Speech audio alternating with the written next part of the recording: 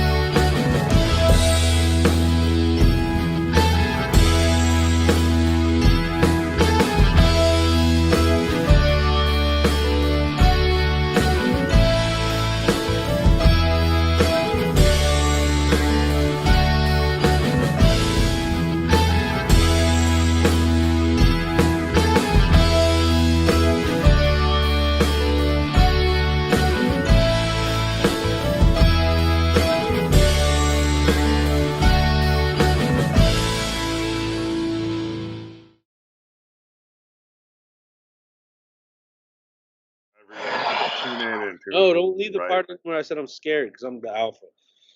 Alpha. Ooh. All right. We ready? Can we do this? How am I staying? Do I seem to be? You're good now. Right? I think. Right. I mean, I'm probably still. I'll bring it down. I'll take it down a notch. Okay. You're fine. You're fine. You're fine. No, I won't do it. I'm not going to do it like that anymore. Everybody, welcome back to a more subdued, a more mature Flyover State of Film. I'm here with my gentlemen friends.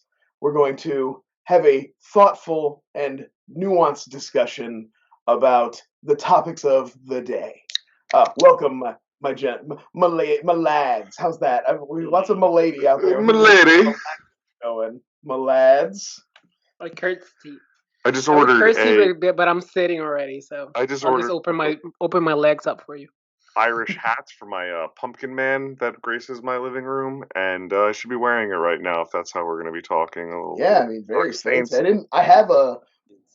It's not necessarily a fedora. It's closer, to like a.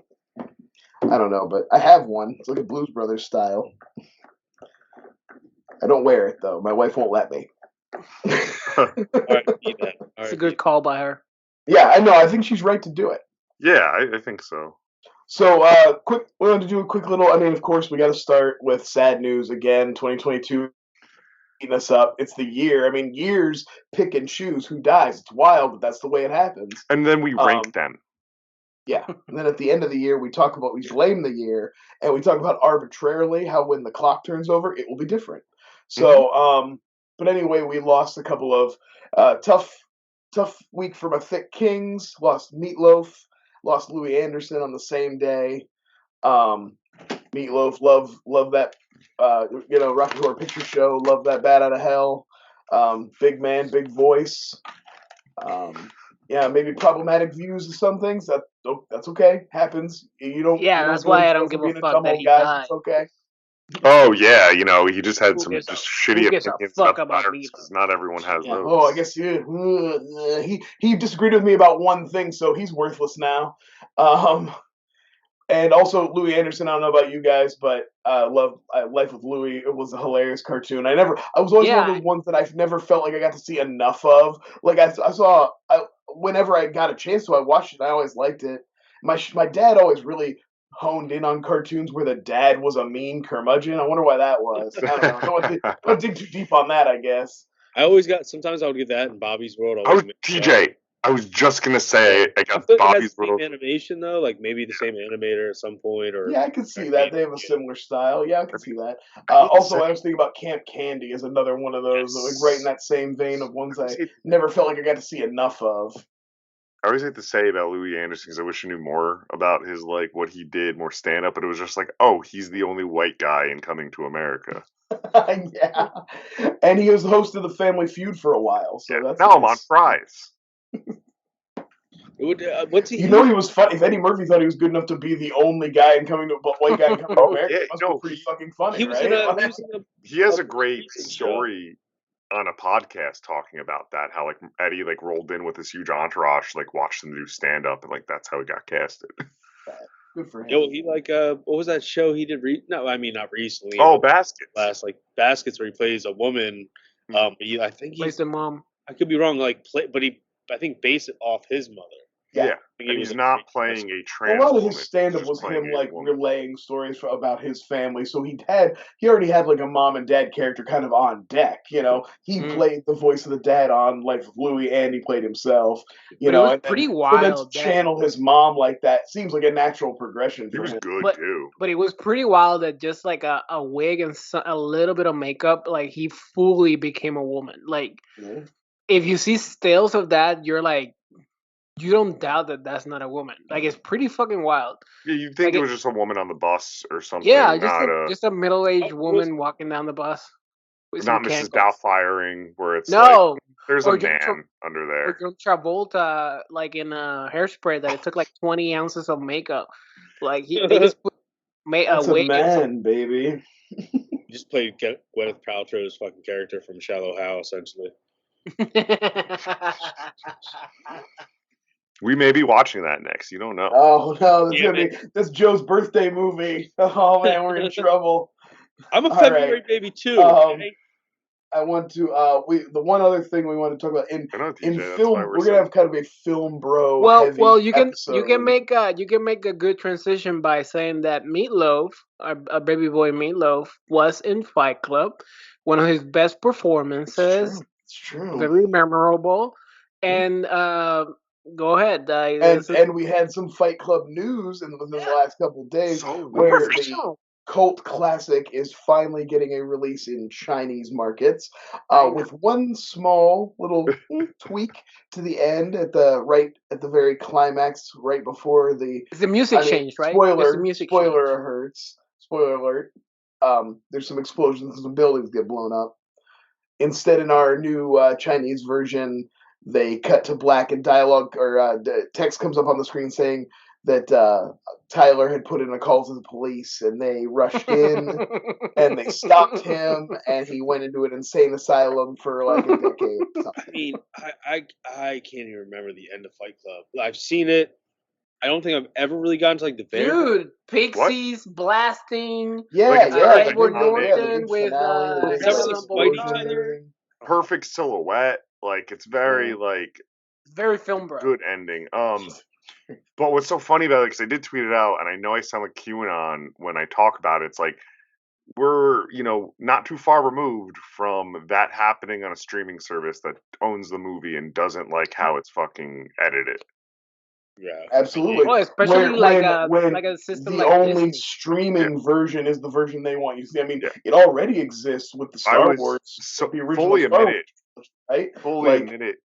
Can't get original Star Wars anymore. No. That's kind of what we're talking about, And fully admitted, I a shameless plug, but I recorded Fear last night and watching we did My Bloody Valentine, and I watched the theatrical version because I didn't know. And apparently the unrated version is so different with a bunch of different gore in it and all this, and it's chopped to hell. And I'm like, why? And I felt so like you listen to that conversation. I'm just like, oh yeah. Please explain what I should have been watching. And I brought up Star Wars. I only bring that up. I talked about the Star Wars last night on that episode of like, it's just not the right version. I mean, not like I've even seen it. We watch it. We watch Return of the Jedi and Empire Strikes Back. I have the DVD set where, as a special feature, the original cuts are still available, but they're in that formatted 4:3. You know what I mean? It's like you don't have the beautiful widescreen Blu-ray of the original Star Wars like we should. So we're when you're streaming, it's even worse. You know what I mean? And if they make any more changes, they decide to do something else. There's that one guy where you can get them if you download them.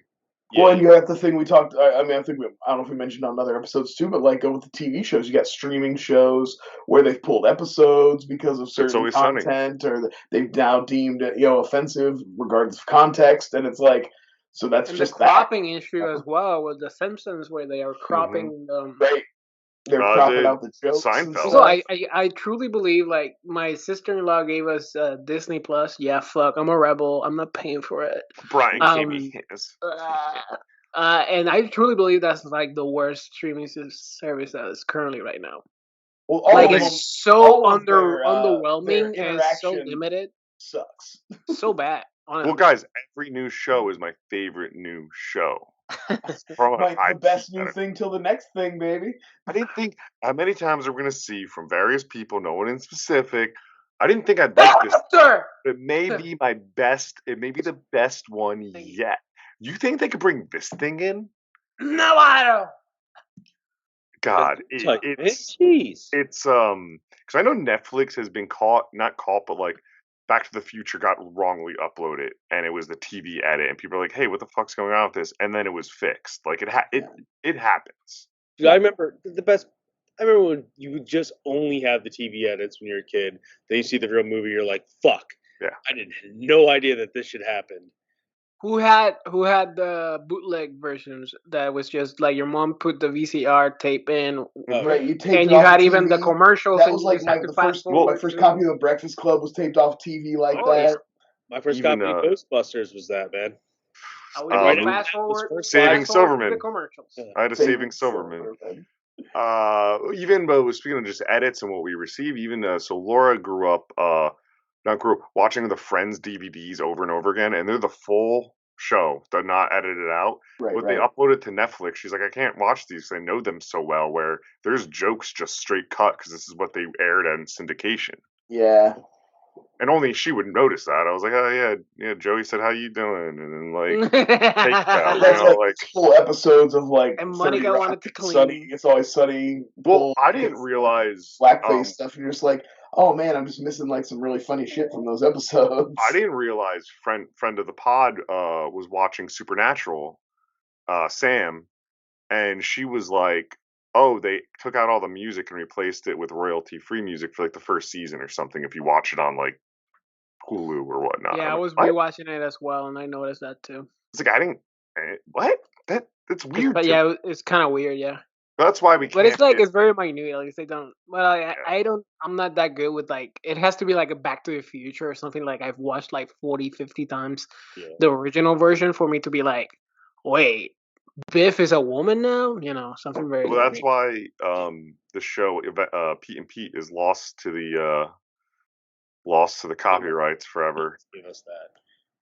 Because it came out like what a season of it came out. So, on DVD or something, this is a right? good. So there's 2 seasons on DVD we could own. I owned the first one. The second one's really rare.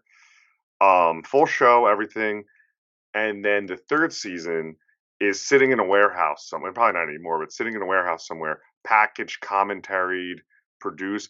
Nicola or whoever put the Paramount, whoever put it out, just stopped the release of it. The creators Is it in the same ditch as the ET game? Probably the creators don't have the copy. Like I listened to a podcast on a while ago, but that's my number one for like copyright issue. I always go to of like why we don't have it. It's because they used all those indie artists and those alt 90s indie artists for that show and anything. Sorry for that rant, guys. No, so if you were to rewatch that series, would you say you would have like a lot of feelings would come up if you were to revisit it? They filmed it in my hometown. So, the pool episode really means a lot. Segues. TJ, is your question? Oh, it's mine. I'm just waiting for somebody to pick. I don't know whose question it is. I don't have the notes in front of me like that. Line up. You were the first. Never mind. TJ. Anyway. Yeah, my notes apparently aren't in order, so. So yeah, I went with the flow. I'm like, this is good. jazz. Okay? It was great. But all of a sudden, I'm sitting here blaming Joe in my head, like this guy doesn't fucking get it, and then I didn't realize it was me. Guys, obviously this is my topic. I thought about this. No one else thought about this one. What's a movie you've rediscovered? Something like you watched a lot when you were growing up, 10 plus years, but like you just kind of like haven't seen it since then. And when you did see it, it brought back all these different memories. Brian, you're the oldest, so we'll start with Joe because he's the youngest. Oh, nice. So I'm gonna. It's a good reminder that I'm just to get it out there. I'm old. I had to get. Think about this one a lot. I did get it's a little very sentimental. Can I say something right now? If you say Shrek, I'm going right back to Brian. Okay? No, I'm not going to say it's Shrek. It's supposed to be something you watch once a week. It's supposed to be something like a full decade without watching. Jeez, this is not something that I use as a part of my personality because I don't have one. I heard that, man. Let's go. So, All right. That's going to be relevant for TJ later in the episode. So my my grandparents used to watch me when my mom went to work, and they had 3 VHS tapes, or I should say 4 really, but 3 VHS tapes. So if I didn't bring anything over from Blockbuster or whatever, this is what we were stuck watching this for, like PBS.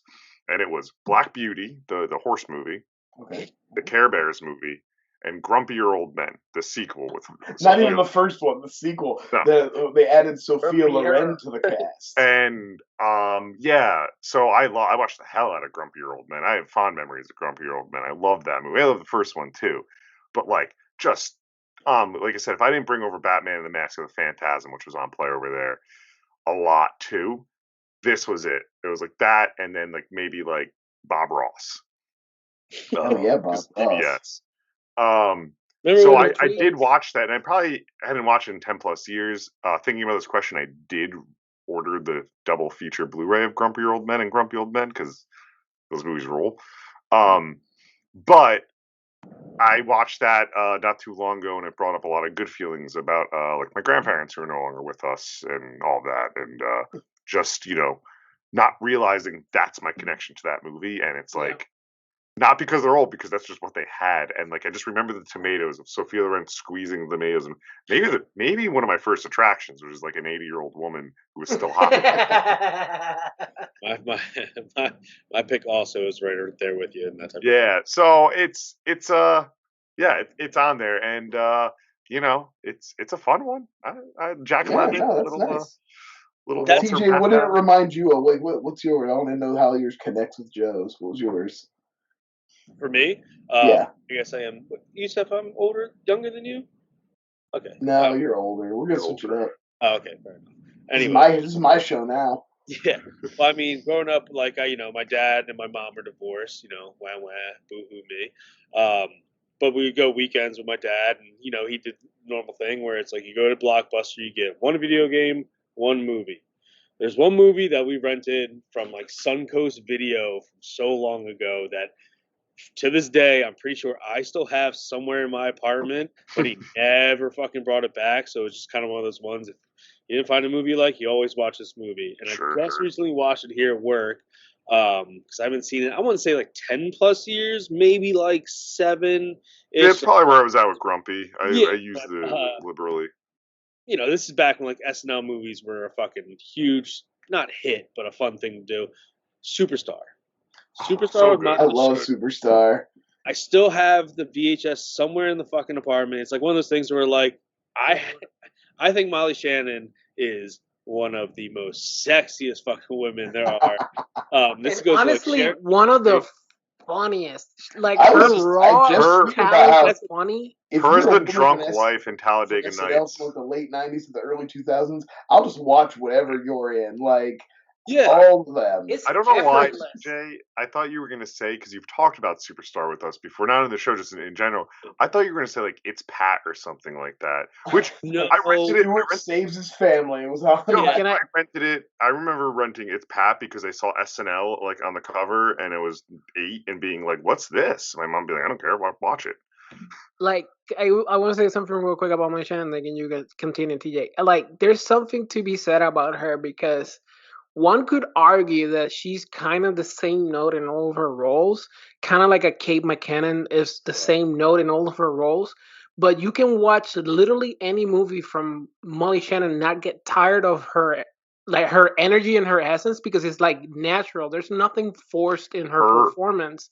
And Kate McKinnon is always like making a character. Yeah, like it worked in like one or two. I've seen Molly Shannon do some dramatic bits. She showed up on Hannibal.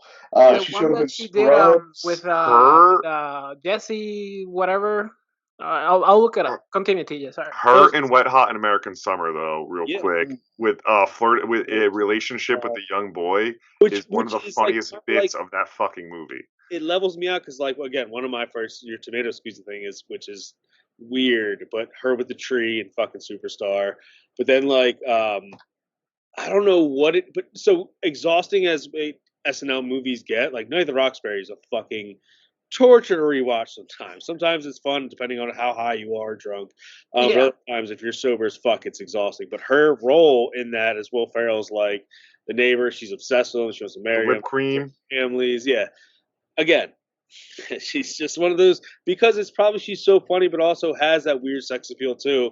I don't mean to call it weird, but like it hits all the notes for me. So, but superstar for me is like one of those ones. This guy right She's here.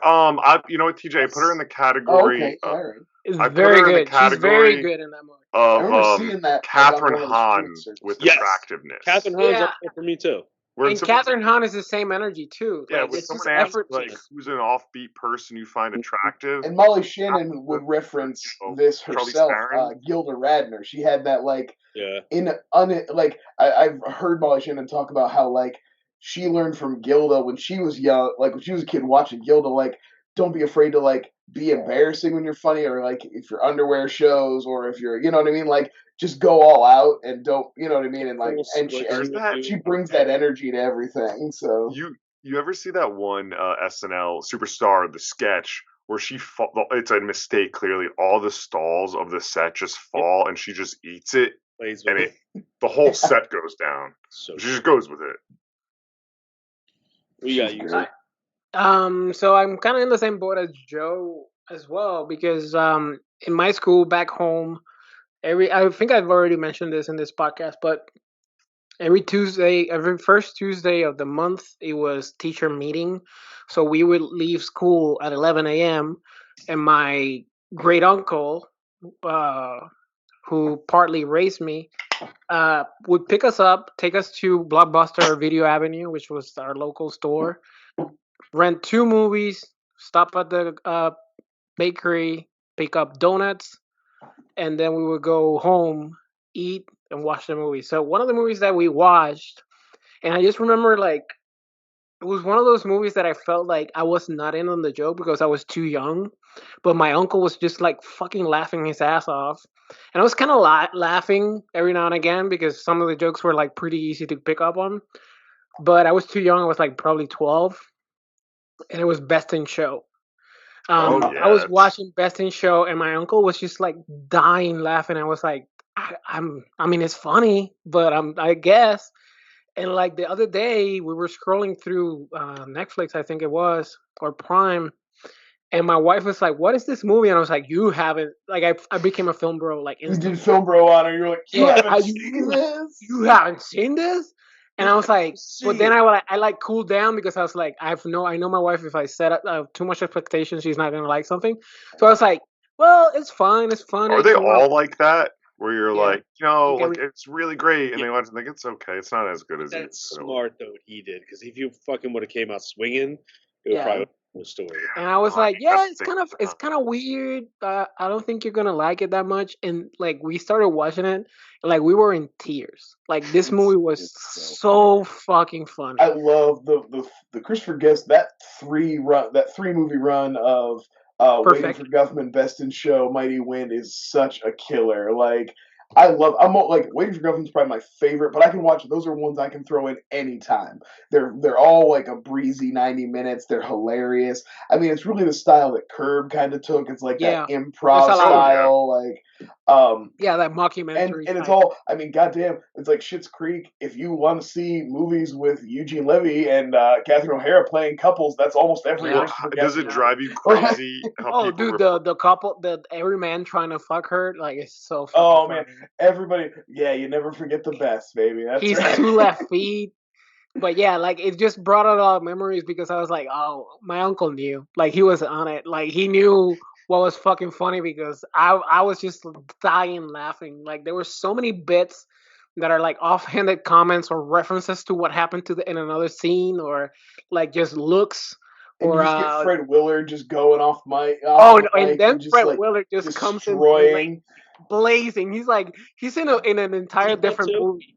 Like everybody's like doing straight. Yeah. Like if you like Jason Bateman in Dodgeball, like he is barely scratching the surface of what Fred Willard does. Like the questions that he asked that man, and that man is like game. Like he's straight. He's this perfect straight man to Willard's like chaotic energy.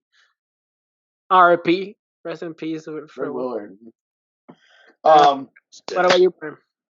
This is a really good question, TJ. Man, I really admire the thought that went into this one. I feel like really everybody in the show, I'm the one that like really dives in deep. Make sure Bro, that this was really a cool idea. I'm glad like you came up with this. This really gave me something to think about. Brian, did I come up with a good one too? Yeah, I think so. I think this episode with listeners will find it's a very stacked question episode. Yeah, we got a lot of. We came out swinging this week. We wanted, if the topic is film bros, we're gonna be fly bros. We didn't. And I think I just named the episode. So fly bros. Yeah, I think you did. So the FilmBro Saints. All right, go ahead. We could get one of those hats that jerk off wears the whole filming of it. Never take it off. I made one hat of the Boondock Saints. I'm gonna wear it the whole time. It's not even the right logo. So when I was thinking about this question, I was thinking about like the movie. The movie I picked. It's not like I never forgot about this movie. This movie's a classic.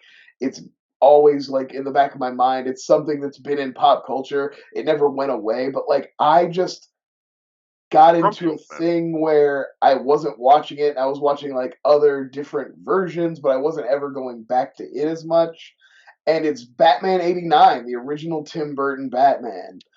Like, I watched it for the first time in a while last year, I think. And man, it was like, holy shit, I forgot how much a part of me this movie is. Like, how many times I watched it, how many, like, carpets I sat on in front of big TVs and wooden cabinets and like and just like watched Batman just like over and over and over and over and over again. And yeah, for a long time that was like the bar, which I measured every single comic book movie. Well, and that's what I mean too. It's like it's not like I ever forgot about it because you're constantly being like, oh, Michael Keaton's the best Batman, or Jack Nicholson's the best Joker, or or at least they were always in the conversation. But it's like, I'd watch Batman Returns at Christmas, but I didn't watch Batman. It was like, and it just like a bunch of years went by, and I realized I hadn't watched it, and I sat down, and it was just like, damn, this movie is like branded on my heart and soul. Like it's just a part of my being. Well, I was gonna say I put out that tweet earlier, asked about like movie toys, and like I vividly like the first thing I ever got was from the Batman '89 Batcave. One of the big gifts I got, and then you got all the fucking toys. So every once in a while, just like to just pique my own fucking nostalgia, I'll go and like Google and just be like, Batman. I didn't answer it online, but I'll answer it now.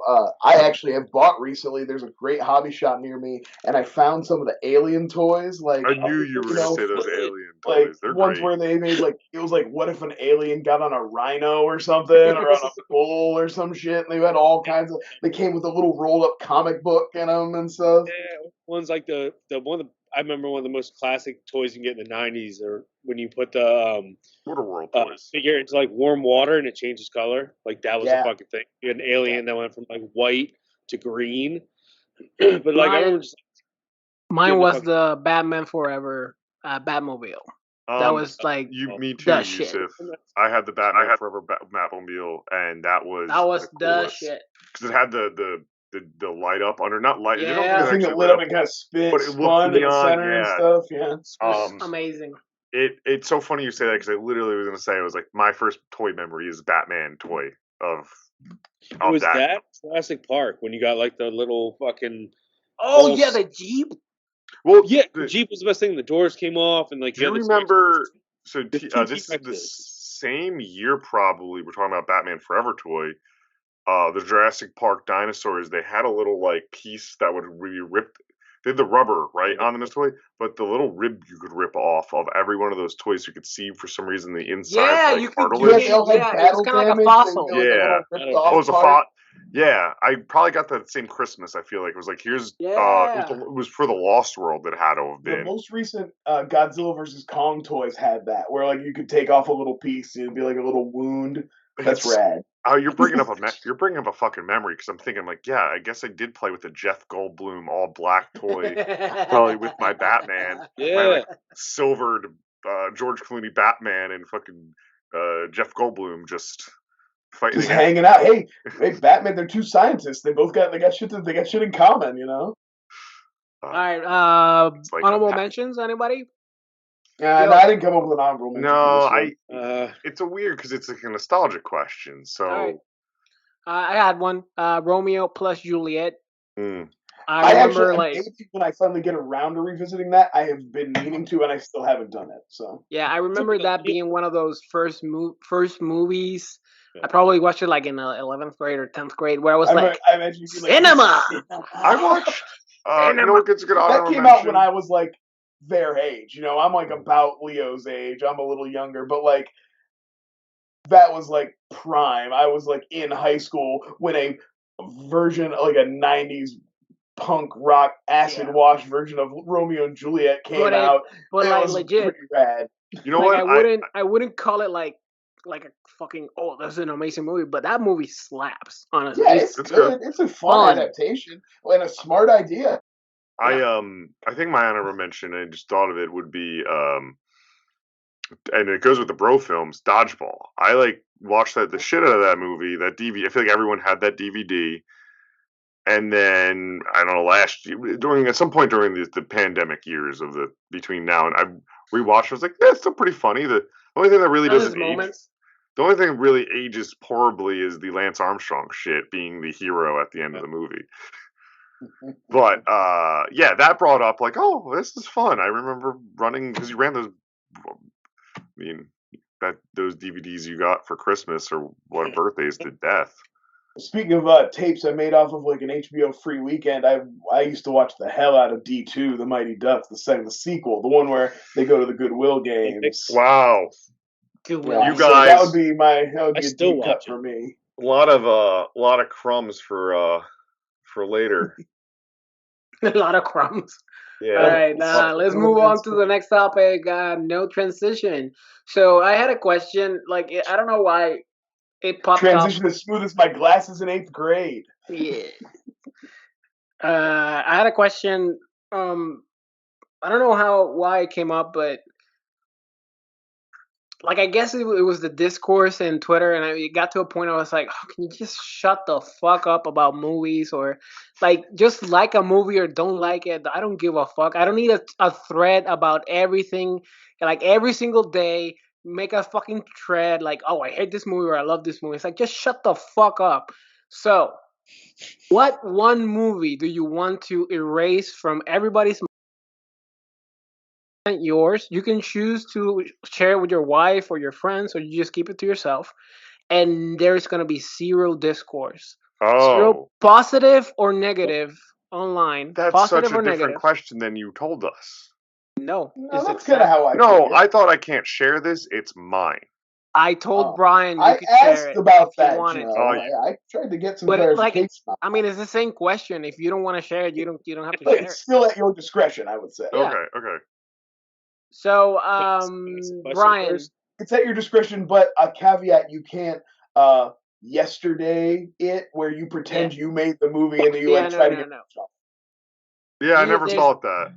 Like if you literally write a tweet or a script, it erases itself. Like it's. I was going straight fucking Biff Tannen with this one, where I no, I knew it. See, I could feel nobody can know. This is just for you. Brian, what are you erasing and keeping for yourself?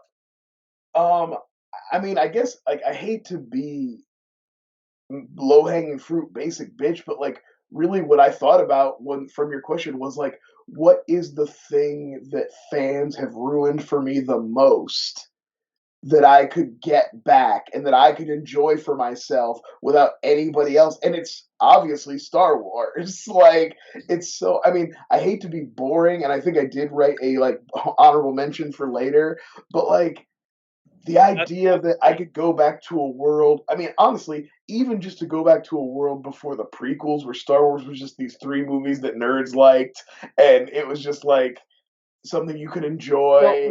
But where do you erase it? Because if you erase the first one, then the rest are not made. Because it's one movie. Well, after the third, it's just a single movie. Like, so I have to you're stop erasing. A single movie. The best one, Return of the Jedi. The Jedi is how it's pronounced. Then, do you want to erase Empire? Have a trilogy. They exist. Like, that means the other 2. If I stop at the third one, I have the third one, but the other 2 still exist. and See, people this is still talk about trickier. This is Yeah. trickier. People still would talk about those, which means they could still spawn other things. They could still Yep. like everything could still happen. Only I would have one weird. Yep.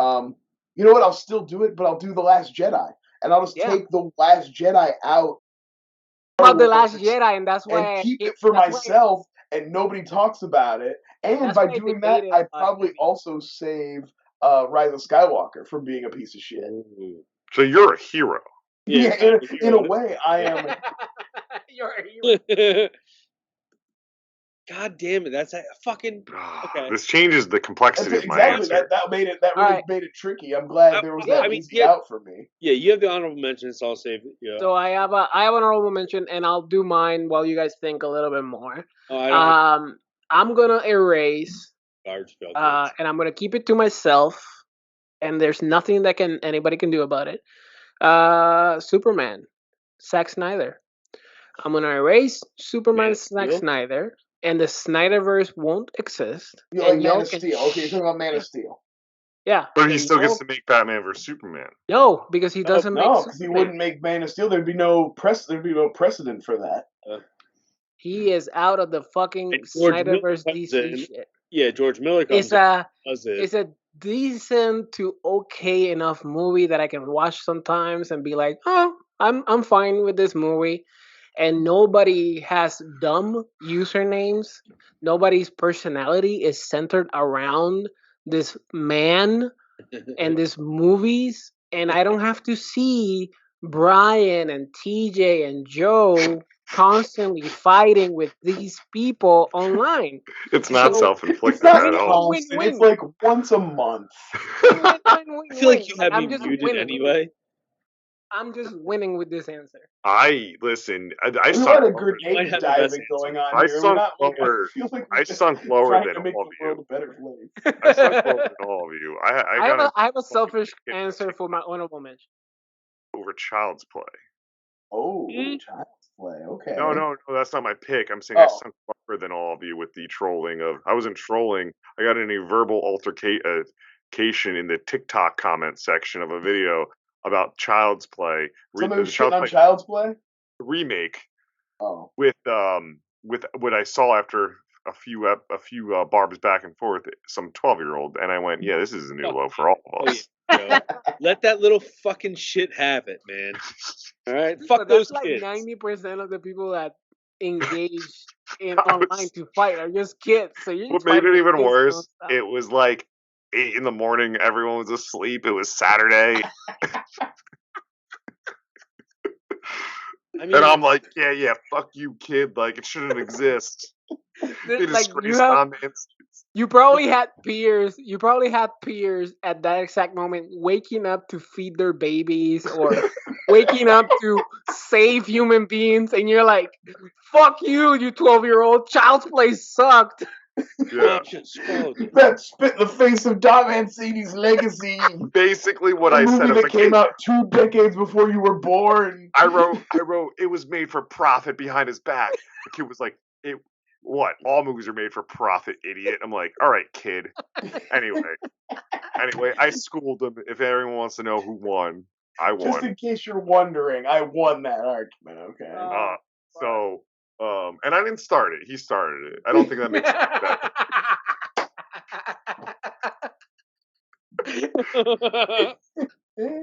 I love it.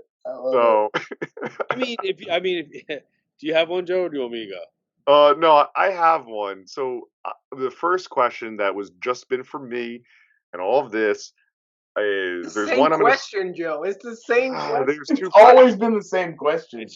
So mine doesn't make any sense because no one talks about it. You know what? I'm pro 12-year-old now. It would have been Fuck Freddy Got you. Fingered. I don't. Use that. Clip that out. Clip that Somebody out. clip that Get real that fast. going. Yeah, I'm pro 12-year-old. Pro 12-year-old. No, my I'm gonna need that on repeat, please. my answer is Jurassic World. I want to put a fucking stop. Oh, did he leave? Oh, that's not a bad idea though. I want to put a stop to the whole new Jurassic Park movies, and that world was so mediocre. Where, as I think Yusuf put, you know what? I could have it to myself if I want it there. It's there. It's collected dust.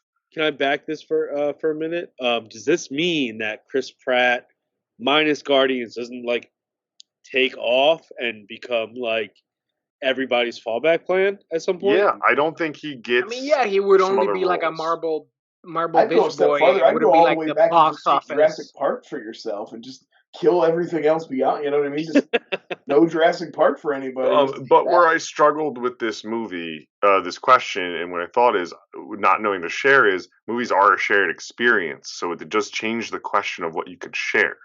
Because I don't want to take like let's just say earlier Fight Club, right? That's part of the FilmBro Movies. I like that movie, but it's obnoxious today. But I like the shared experience and conversation of that movie when we can have it. Yeah. So I'm just doing the world a service with this one now. This is not a.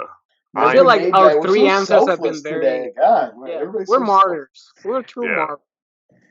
If anything has been said about the Flyover style film hosts, like ask anybody, like as the OSP channel chat, we're like nice human beings that are always thinking of others. Hey, you know, ask him. Ask Billy. ask him. Not gonna. Oh, Billy. There. Ask Nolan. They're not. Billy's gonna be a guest on Flyover State of I Fear. don't know. I'm dropping names. They're not listening. What are you drinking over there, Yusufa? Captain Morgan. Oh, my man's. Ooh, look at that. But I was gonna say, like, if you can erase Chris Pratt's like rise to mediocrity that he's fucking doing right now, but he's getting cast in fucking everything, I'm down for that. Yeah, I would say that might work because you think about all the other Marvel people that are only successful from Marvel but can't carry a movie on their own. He would be one of them. But he had Jurassic World to bolster him, and now people think he can carry a franchise. Yep. And Lego Movie too. Yeah, but that's an animated movie. It was like the this trio. It was like pro- Guardians, Lego, and then Jurassic World broke so many records, and they're like, "Oh, it's clearly Pratt." Yeah, and at this time, I'm pro. I'm never not really. I have no real strong stance on Pratt. But at that time, I'm like, yeah, he's a movie star. Like there's no I'm pretty nefarious tired of thinking. him. Oh no, he's exhausting now. Like he's just done too many things. He's Jennifer Lawrence. Him in Parks and Rec. 2022 Chris Pratt is 2016 Jennifer Lawrence. Like we're good. We had enough. Yeah. Go away for you a gotta while. pick. Mine was very selfish. I kind of like took it the way that like maybe it's good. Finally. Yeah, well, I could make money off it if I had to, but I didn't know I have it. I own it, and it's actually been made, but it's just mine. For me, it's just like, I mean, it doesn't erase anything this director has done because obviously he's had a gigantic hit that skyrocketed him into this actual film. But it's my favorite soundtrack of all time. I think it's the best soundtrack. It's just like it's not even like a big discourse, but like Steven Spielberg, E.T. for me is one that I would pack up in a little package for me, like just a special alien that I found that I get to keep in my fucking house, that's mine. You would save a lot. I put it at like if I am very happily in an amazing relationship with a woman that I love. I love memories, but this is like the shut the fuck up, all three of you.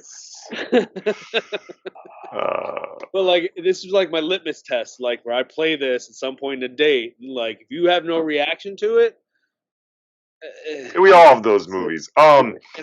You getting yourself rid of ET or to yourself would have saved thousands of children of having nightmares of ET. But I had those nightmares too.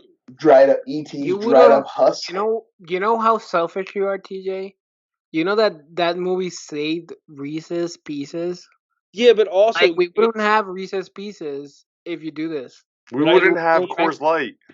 Well, I get to save people from that fucking the new one that came out in like 1999, where they like the walkie-talkies and like had all the extra scenes. Like I'm saving people from that. Where but we wouldn't have Super though. Super 8, right? Super 8. Yo, I thought. What was the J.J. Abrams one? I know Brian knows what I'm talking about. I thought the South Park joke of now reanimating ET with walkie-talkies. Yeah. From like early South Park, I thought that was just a joke. I didn't know that really happened until. Yeah, they did that shit. Yeah. For reals. And then Steven Spielberg went back like a couple years ago and was like, sorry, that sucked. What happens to, do you think Steven Spielberg's career continues smoothly, right? Because he has so many hits, or does that end?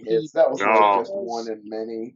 Yeah, he did Encounters. He's going to continue to do everything else he did after that. I mean, he goes into a sad phase where he, does. He's going to do Jurassic Park and Schindler's List in the same year. Indiana Jones. So. I don't think that stops him. I think if anything, he maybe just does another 1941 and like no one remembers it. You know what it does fuck up? It does fuck up Henry Thomas's career. And Drew Barrymore. You're killing Drew Barrymore. But maybe it might save Drew Barrymore. Maybe she doesn't become teenage drug addict Drew Barrymore. She just goes on to have a normal life. It's a balance, right? But then we don't get the Wedding Singer or her in Scream. Yeah. Or cameo in Wayne's World 2, where she's, I think, the hottest she's ever been. Very. Brian, Charlie's Angels. Or Freddie Got Fingered. Okay. Charlie's Angels, when she lowers her tracksuit from race driving. That's the hottest she's ever been. This is a horny episode for us. Yeah. I mean, it's a film bro. Honorable mentions. My honorable mention, and I know that everybody here is going to go, and that's partly why I want to keep it to myself, because it's a fun movie that I really like. It's not the best movie ever made. It's not even great. It's just fun, and I connected to it. And every time I mention it, either I get like, oh my God, that's like the best movie ever made. And I go like, no. Or it's like, oh, that movie fucking sucks. And I'm like, no.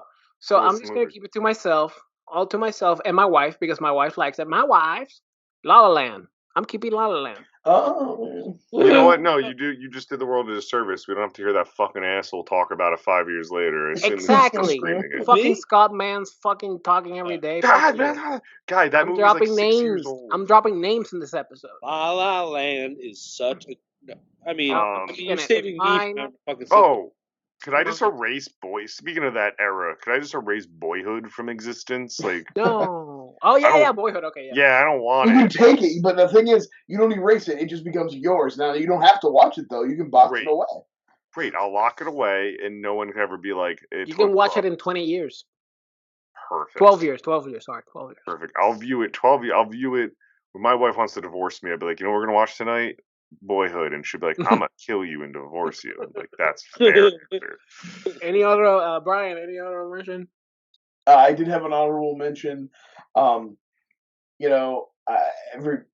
movie that I always have connected with and thought was hilarious, and me and my wife both love it. But it's never gotten a reaction by anyone I've ever shown it to, and it would save my dignity.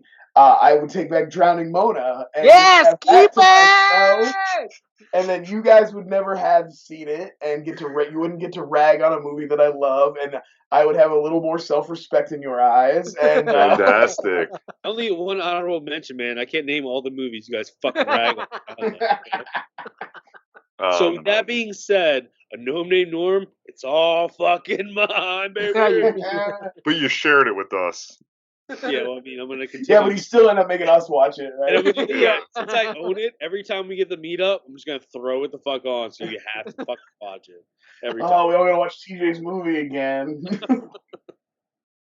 All right. So we've been mentioning very subtly. We've been saying film bro multiple times. Yeah, what's up, bro? And it's mainly due to the movie that we're going to discuss, the Boondock Saints. Spoilers. But Joe came up with a great question like 5 weeks ago, and we've been very excited to cover this question. Joe, what's up? Yeah, all right. So it's since we are covering a film bro movie, what are some film bro movies that get a bad rap? And what are some film bro movies that are and what are some that are deserved of their film of their their criticism? And just for the listener at home, we pulled the definition. So it's a person who views themselves as a huge film nerd while having mostly surface level knowledge of movies. Their favorite movies include such underrated gems as The Dark Knight, Pulp Fiction, Inception, and Jurassic Park. They also adore the MCU. And this is what I'm going to say with this. All of these things from these lists, these are all movies I've said. I know full well I'm a reformed film bro. Right, I would say, I think we talked about this, the pre-production for our episode, but I believe Twitter saved me from being this guy. Like, this is 100% who I would be without, seeing more voices and hearing more nuanced takes and being introduced to more like And one more thing I want outsider to, stuff. I would be 100% this guy. Only watch I mean, I still love blockbusters. I'm not, but like, and then like the only indie movies that pierce that pierce the action veil would be dramas. like something like a Tarantino movie. To me, that would be like the height of cinema. So Never having seen anything else. I really want to preface this. I don't, for the most part, I mean, opinion. On the surface, as a movie, takeaway culture from each one of them, they're all fairly good and decent movies. And I mean, like I said, criticisms in here and there, and we can talk about them. But generally, there's no problem with it. It's the baggage people bring to these movies, or they don't take away the message that the filmmaker intended. And I think that's where my question wanted to start from. So, Brian, why don't or the kind of like also like portraying whatever the thing you like as the height of the cinema, the peak of, you know what I mean? Yeah, like the best thing ever made. The best thing ever made. I've seen 15 movies, and these are the best things ever made. Right, what's the old thing about a guy who has only ever seen The Dark Knight? I'm getting some real Dark Knight vibes from this, like it's funny. That whole aspect of it. There's the same side of it. You're getting a fucking Christopher Nolan, you're gonna mix it with like a David Lynch. Yeah. And that could be the Batman that we're looking at? They're the same side of the coin. FilmBro and then film school art house student, where they're just gatekeeping. All it is, it's gatekeeping. Yeah. It's like they love film noir, but they've only ever seen Double Indemnity. The one they show you in film school. My favorite movie is The Devil's Backbone. Have you heard about Sunset Boulevard? It's so good. And and I do love Sunset Boulevard, by the way. Absolutely, that's the thing. It's like that's the thing about film bros. The movies they like are usually good, but my it's favorite like movie is the way Goodfellas. they kind of coalesce around them is the problem. So Brian, why don't you start us off? How do you want to do this, Jay? You want a round of movies that you feel they don't deserve, and then a round of movies that deserve, and then ones that deserve, and that means you could like them still, but they deserve the conversation. Okay. I guess I'm not sure if I came at this from the same angle as everybody else, but I was looking at some of the film bro lists that we saw, some quizzes and this, that, and the other, and the thing I know I mentioned to you guys was also like, if your movie is a big dorm poster favorite, your Scarfaces, your Fight Clubs, and then something that because I'm a little bit older, the early 80s comedies like Animal House and Caddyshack and stuff like that. And that's kind of what I was like. I think those are the ones that I would redeem a little bit. Like, there are ones that, like they definitely have questionable parts, and like when you look back on them through our modern lenses, and like, but a lot of them I feel like the comedy really holds up, and like Caddyshack specifically is one where like that's like 4 perfect comedy performances, like Ted Knight and Rodney Dangerfield and Chevy Chase and Bill Murray all firing on all cylinders. Comedy's also just so much more subjective. Oh, exactly. And it ages quickly. Right. I heard I think it's the worst out of any genre because it's like comedy progresses, so things that are funny 40 years ago might not seem funny. I heard a quote. These comedies that you're saying though, like even with those 4 lead comedic acts, like for me, a great comedy, especially this time, is like those smaller roles, like Bill Murray's brother, the nephew, or the grandson, where the fuck it is, where it's like, I want a hot dog, where the fuck he's human, like those. In that obviously made the comedy just like they're just filling in time and stuff like that. But that's what makes those comedies, for me, like up there. But I mean, yeah, it does fit the category. But I mean, a lot of them, like I said, like there's like Animal House has fucking peeping on girls and potentially sex with underage girl, you know what I mean? And like Caddyshack, he's maybe roofing that girl. I don't know. So like, there's stuff that doesn't fly in the in our modern era, and rightfully so. I'm not trying to defend those acts or anything, but it's kind of that whole until we throw the baby out with the bathwater, are we gonna give up all of Caddyshack because of that? You know what I mean? So and in general, comedies now, Revenge of the Nerds, No, that one's, I You think, can't climax your movie with a rape, okay? Just Like, you watch gotta draw the line somewhere. just watch Monsters University if you want to watch Revenge of the Nerds today. It's the same movie, just without the rape. No, don't watch Monster. It sucks. TJ, what's your pick? I mean, for me, I didn't really answer it the same way you guys did. It was like, All right, Joe, what's your pick? well, I was No, gonna say, TJ. well, it's one tweet that I saw the other day that I brought to you guys. I'm not gonna shout out anybody or not give out any names, but it was like, No free promos. I didn't mature as like a film. Oh, yeah. Whatever you call yourself, and I'm sure they're great movies. I get they have their own little quirks and like stuff, but all Wes Anderson fucking films, like every single fucking one of these drives me nuts because a lot of these fucking people are Twitter fucking reviewers or social media fucking. There is a level of pretension I here. think you answered this question because I think Wes Anderson is a secret film bro agent. And it's not even like ask any film bro person, they'll go, "I like the hard shit, but I die for Wes Anderson." And it's true. I'm sure there are movies that hit certain people in like certain places, and you love them. And Grand Budapest Hotel might be great. Fucking Moonlight Kingdom, Moonrise Kingdom, that's great. Fantastic Mr. Fox. He loves Bill Murray. I like Life What the fuck ever. I like but I'm just like sitting there, like slaps. I like the Royal Tenenbaums a lot. Yeah. Rushmore and Royal Tenenbaums, untouchable for sure. Whatever. I don't feel We're defending him.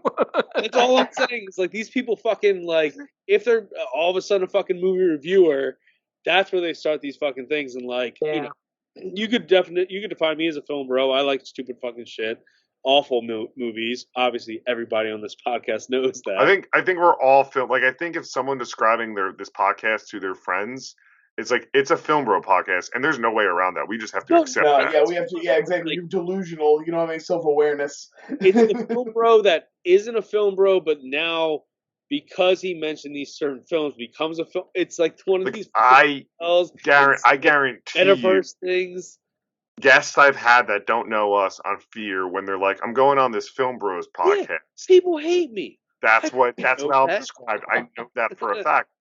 And then they talk to me and they're like, wait a minute, you're a fucking dumbass. But that's what I'm saying. Like, it's fine to be a dumbass and like stupid movies, but it's another thing to like, maybe you're not as fucking smart as you think you are, but all of a sudden you saw a Wes Anderson movie and now you're the fucking pinnacle of thinking like, oh my gosh, symmetrical framing, what? Yeah, and you know what? Oh my god, offbeat acting. If I fucking hear one more goddamn Twitter guy say themes, okay, everything has a fucking theme depending on what you relate to. But at this point, it's just like Wes Anderson's like, I'm sure they're great. I don't really watch. Actually, a Twitter person, I like TJ what you're talking about a lot because a Twitter person. This feels like TJ just answered the flip side of the question. The deserving. He feels like the Wes Anderson movies are deserving of their film bro. I think it was. No, but I think it's the discourse. I feel like it's not the movies itself. It's like that aesthetic that people gravitate towards. Like, oh, I like the Wes Anderson. I clearly know cinematic languages and aesthetics and transitions and everything. I know everything. TJ.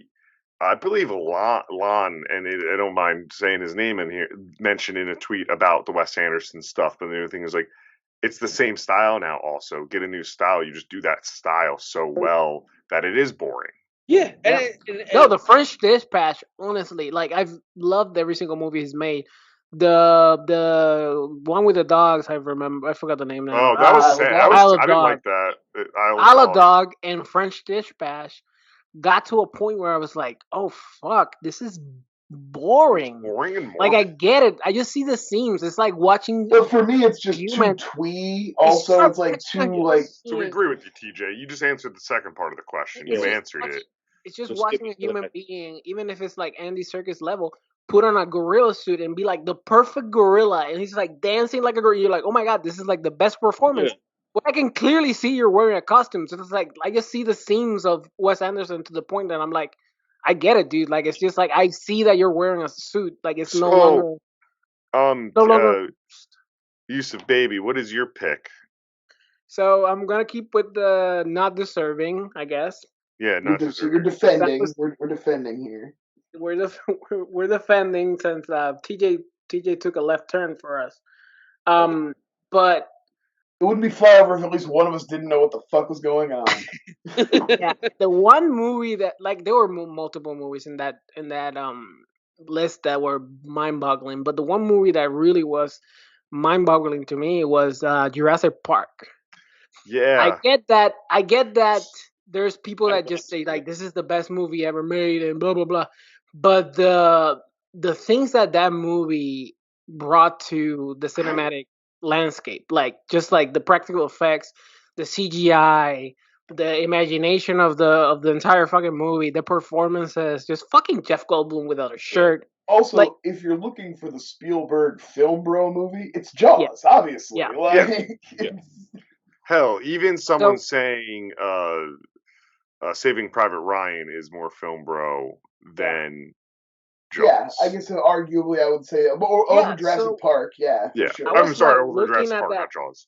I was looking at that list, and that movie just fucking literally perplexed me because it's not a FilmBro movie. No. If I'm like 5 years old and I'm like captivated by the music, by the imagination, by the mood. Classic. Yeah. It's a fucking classic. It's like it's deserving to be categorized as a great fucking movie. Yep. It all goes back to it's the conversations around it and what people receive it instead of your move. Like it's But it's honestly it's so dumb for the definition, and I feel like it was in the definition that you sent over, and then I saw it in 2 lists. Yeah. I'm surprised it's not. I never thought of Jurassic Park as a film. No. Thought of those lists. Well, I think there's a difference too of this is not my pick for this one, but like what we're talking about, going to be talking about Boondock Saints and like let's just say Pulp Fiction, right? Yeah. One's trying to make a movie like Pulp Fiction where they're trying to make what they want, Quentin Tarantino, and he has a vision. The other is Boondock Saints where they're trying to copy and just make cool shit. Right. A guy who got an idea because he watched Pulp Fiction and was like, how can I spin this? And I'll talk about that further, like, when we talk about that movie, but that's... Also, and I don't want to disrespect Jurassic Park here at all, but I do want to say, like, I feel like this delves into more of the pedestrian tastes of film bros, where, like, what they like are the most popular movies ever made. Like, probably, of course you like Jurassic Park, dude. Everybody fucking likes Jurassic Park. It's it's like a fucking all-time classic. One thing I've learned from talking to you guys and our peers in the online community over the years is to stop gatekeeping, because that shit sucks, and that's all the film bro is. Yeah. It's like after you're in everybody finds something at their own pace. Yeah, it's after you're 20 years old, stop. Yeah, you go into Jurassic Park, and you know there's an amazing movie called Carnosaur. Check out the last Jurassic film.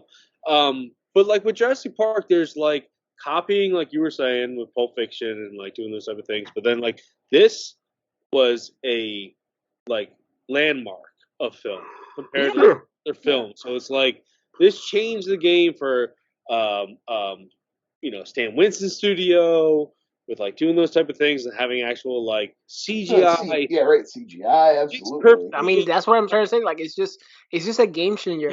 And also, if you think about like the goal of a movie, like outside of the financial aspects, like our 12-year-old boy let us know on TikTok, it's like one, being entertaining, and 2, like delivering emotions.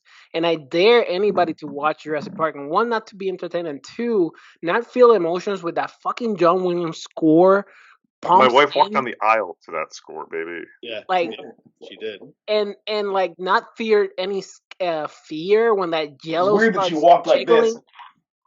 Yeah, it was very rough. It was beautiful. Yeah, and your wife was hiding inside of a kitchen cabinet. But yeah, it's such a well fucking made movie that to be utilized as a definition of a film, bro, it's just asinine, honestly. Mm-hmm. So my just to kind of move it a little bit is my pick is, and I mentioned enough here, and it is the quintessential film bro movie. Is Fight Club. I have rewatched it recently. Talking about one I kind of hadn't seen in like 10 years. Like I I'm watched listening. I'm listening. Yeah, no, I actually. had it a ton. Watched it a ton, and then like I probably haven't watched it in 8, 10 years. Watched it like a year ago, and it still holds up. And the movie and the book, it has a lot to say. David Fincher made a good fucking movie, and it's unfortunate just the fan base around it took it to service level, and they get away the wrong things from it. So it really becomes.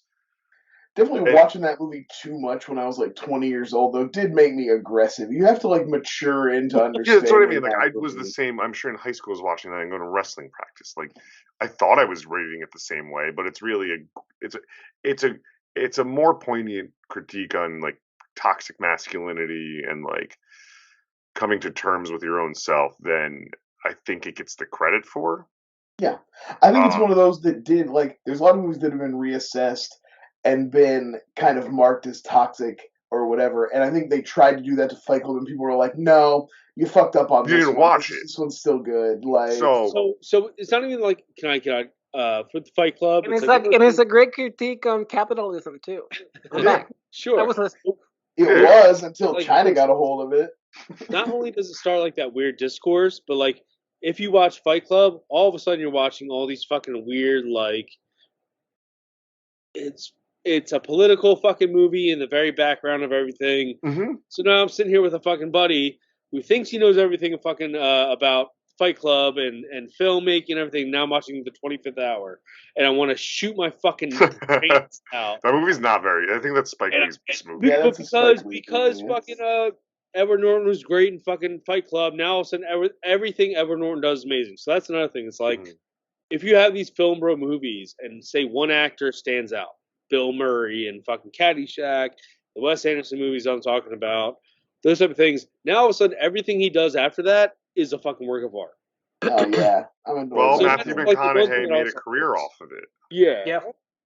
All right. Fast No, fast TJ, round. that's a of, great point because Yeah. you do fall in. Gerard Butler might be like the film bro, like Oh yeah, deity. 300. That's actually great. Yeah. You know. Fast round of movies that deserve it. Brian. Oh, Joker. Yeah! Is that like a more recent I think one we all agree that with really that. deserves it? I think again, I'll name drop Lon. When I finally got around to seeing it after everyone else, I was like, "Oh damn, this sucks."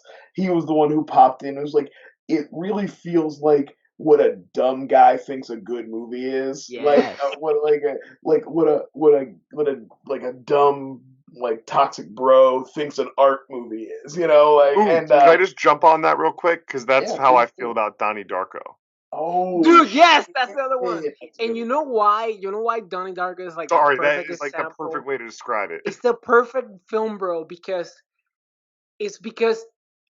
film bros didn't understand it, so they thought it was a good movie because they couldn't explain it. They couldn't be like, and also they Right. gravitated towards like the weird bunny, and they're like, oh, the weird bunny looked awesome, and it was so weird, but I don't understand what happened. So it's clearly like a good fucking movie. Like that's the Darko wrapped in a bow. No, that's that I one. like And Donnie then I have Darko, one so. real quick. I like Donnie Darko too. I have But one the real quick. discourse around it is that. I like this movie. I think he should got his fucking Oscar for this movie. But they're fans of this film, and the actual guy it was about ruined the movie as of 2022, and that's Wolf of Wall Street. Yeah. Good movie. I think they showed up and made a good. I know that one never really connected with me.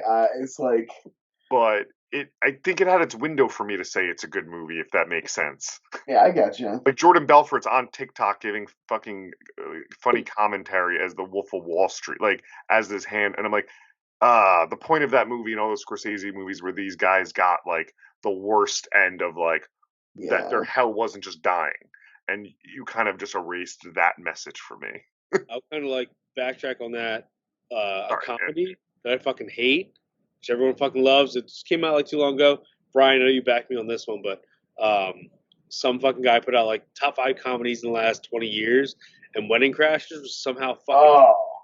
It's like one of those comedies where like it just is a fucking bad movie. I'm sure you liked it when you first saw it. I like it. I like it. All right. Yeah, I'm not a fan either. TJ, I don't think you're wrong. It's like the worst. Yeah, of the I don't think you're wrong as far as either, I'm but I concerned, like it. It's like the lowest end of the comedies of that era, of like the old schools and the other like there's just a lot better stuff out there. I feel the same way about the Hangover movies. That did not age well. Not only that, I remember when those came out, it felt like the only people that really thought they were funny were people who had like never seen an R-rated comedy I before. wish. I was like, have you never seen a movie where like there's dick jokes and they say I fuck? really wish we were like a top tier podcast. I really wish that we had like editors and we were paying people, and I can ask the editor to look up the 20,000 times that Brian has said that about fucking H, and just do like a cut. Like I was the right age. I was the right age. I say it every time I get a chance. I was like a sophomore or junior in high school. I was the right age for The Hangover, and I have a soft spot for it. But to think that's super bad, and The Hangover came out in the same 2 years, and they get compared to each other, and one is filet mignon, and one is just like Wendy's. Dog food. Yeah, I rewatched it maybe 3 or 4 years ago with my wife, and I was just staring at the screen. Like The Hangover is very bad. My honorable mention, and we can move on to the Boondock Saints. This movie, I like it. I enjoy it. I own it. The soundtrack is banging. The performances are good. Movies on this list. Drive, the discourse around Drive is so fucking annoying and so film bro that it's just like it could have been one of my answers of just keeping it to myself, like erasing it from everybody and just keep it to myself. Drive and It Follows were two movies that came out near each other that I was like, I feel like 80% of why people like this movie is because of the soundtrack. Yeah. It's like you throw a little neon and like a I almost spit take. Soundtrack.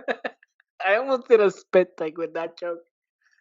What's the one? Place Beyond the Pines. That is that the one he's like from the same Ryan? That movie is good.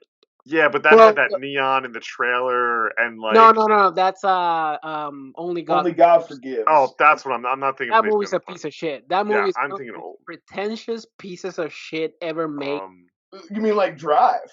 And while we wait for there are just some disappointing things that are on these lists, like that I do think take away from the quality of film to talk about it that way. Like I'm looking at it like Taxi Driver, right?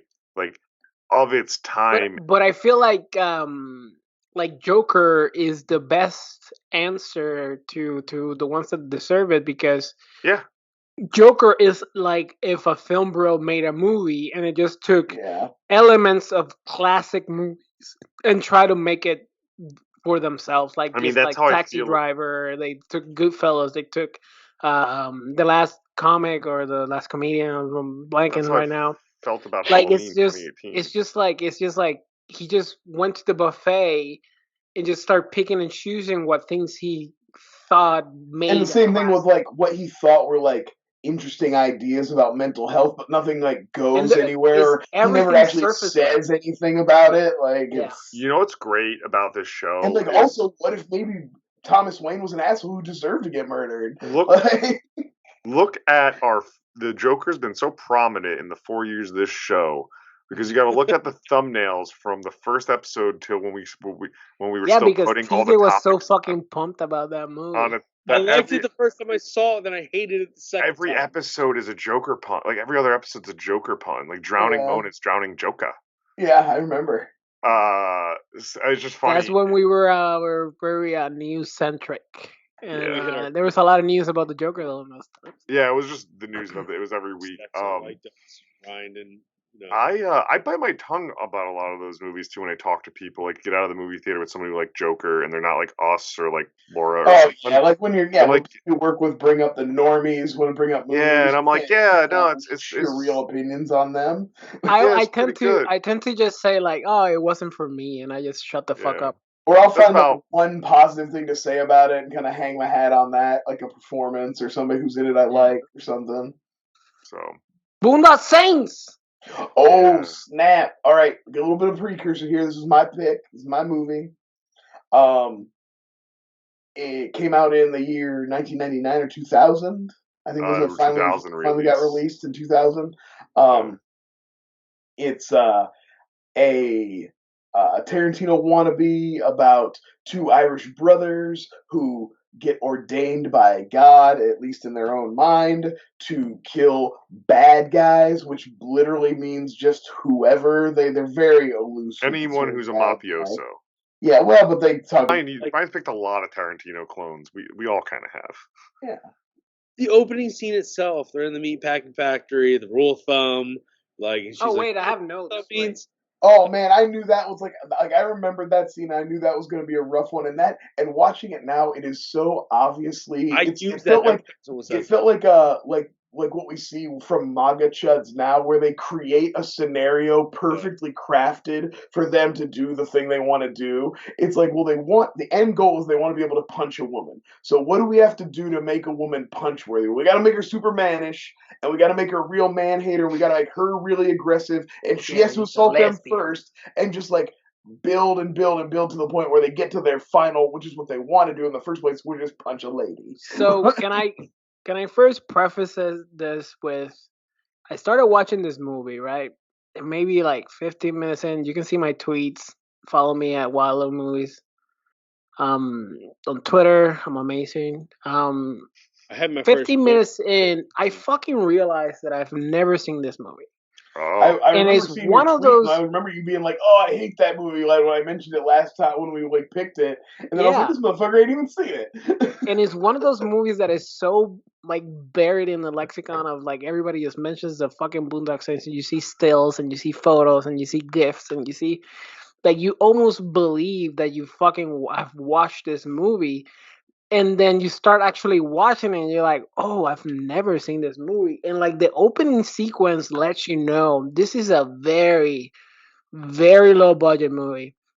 And this is a very, very badly edited movie too. Those fade to black shit gets old real quick. Well, also the non-linear storytelling for no reason, the gimmick of like you come at the end of every action scene and then go back and show you what happened so fast. Too. And they do the only time they mix it up is when they do the fight where the one where Defoe's walking around while it's happening. That's clever. Which I like that one. That's really Can I film? And it's because of Defoe's acting.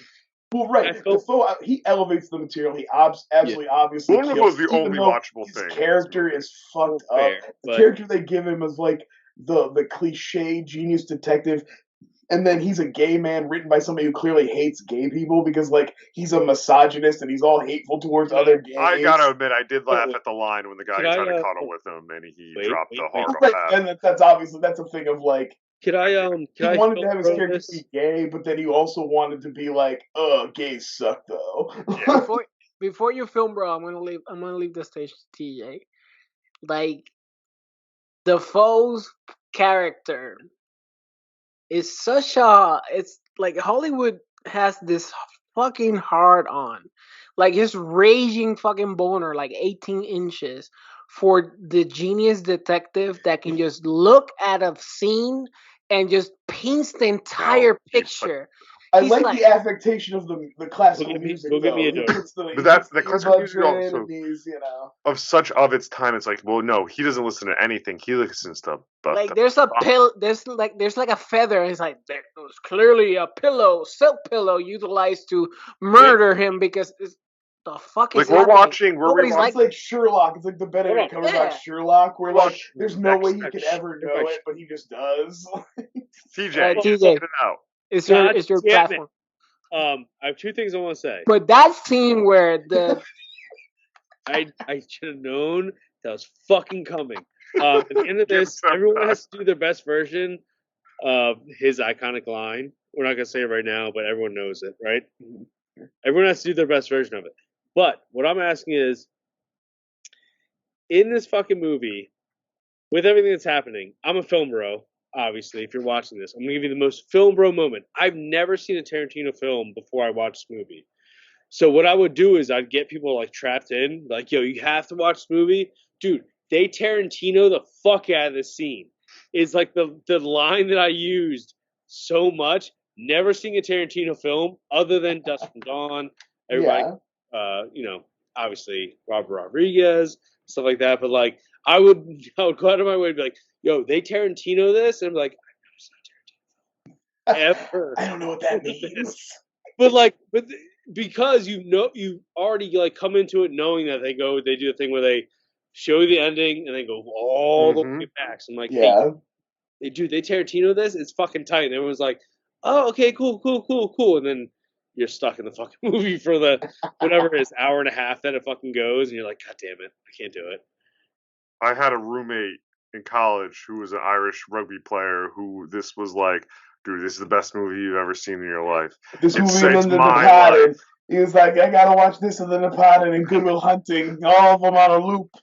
and like, love the guy, but it was like, yeah.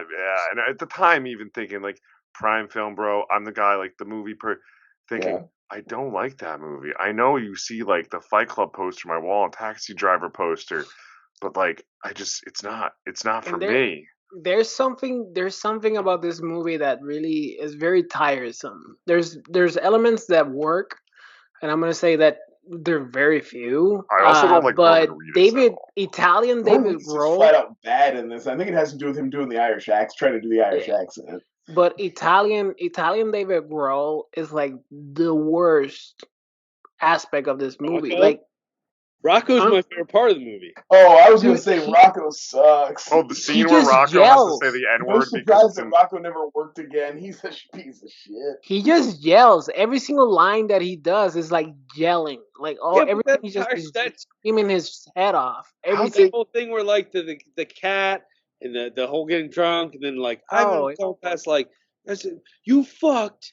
And he's like, I will. Can you name that cat? That whole fucking scene is like. Oh yeah, that's another great scene where it's like so obvious that whoever wrote this movie just hates women. There's no women in this movie that aren't like disgusting whores and like man haters and How'd stuff they get like, you know, kind of names of people, and then Rocco, they weren't able to just snag some like decent stand-up comic to play that role.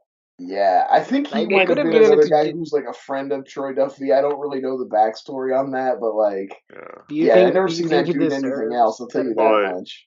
The accents. I mean, it was surprising how much I remembered of this movie rewatching it, but also simultaneously forgot. Like I gotta mention the scene of Dafoe, who I enjoyed every time he was on screen. Oh yeah, Dafoe's great. But him in drag to fool the mafia at the end, and like it looks like again felt like another thing written for a gay man to do by a guy who like knows nothing about gay men, basically has no interest in gay people. I don't even know if it was part of the joke. The guy's like, oh, he send you hot lips or whatever he says. And, like, I'm sorry, it looks like Willem Dafoe in a wig with lipstick on. Like, a very masculine-looking man who... He looks like the Lady Gremlin. Yes. He looks like Lady Gremlin. That's 100% true. And, watching that documentary, like, Troy Duffy didn't think all that out to be, like, poignant about it. He did it because he was like, this is going to be fucking cool. I was very confused. He did it because to him, the natural progression for a gay person is to dress up as a woman. Because he's a dumbass who doesn't know shit. Before we jump into the documentary, because I'm very perplexed. There's a lot of this movie that. Oh wait, we got more movie we need to talk. We have a lot more movie to talk about. So there's one scene that I was very very confused, and obviously after watching the reason why I mentioned the boner you got from looking. Oh, I get it. You just don't understand non-linear storytelling. It's okay. We'll help. It's very highly technical. The bar scene where they decide to burn the asshole of the Russian. Like, who, why, and where did this come up? Like, what the fuck was that? Cool. By the way, Troy Duffy's in that scene. He's the dude with the overalls. Yeah, Irish people, you know? It's cool. That's like... Also, well, I think the idea was to embarrass him instead of murder him. You know, like... You know? Yeah, the Tourette's bartender. Another classic comedy staple. Like, that's doing the stuttering. Respect to all people with Tourette's. Respect all people with Tourette's. Stuttering. This is just like recency. Bias is the wrong word. Recency. I was watching a girl's TikTok who has Tourette's, like bad Tourette's, but she's like, and by the end of her sit, I'm like, oh, it's bad. She's saying funny things, but they're bad. And this character, I'm like, that's just so mean, because like someone has to live their life by talking like that, and like they can't help going.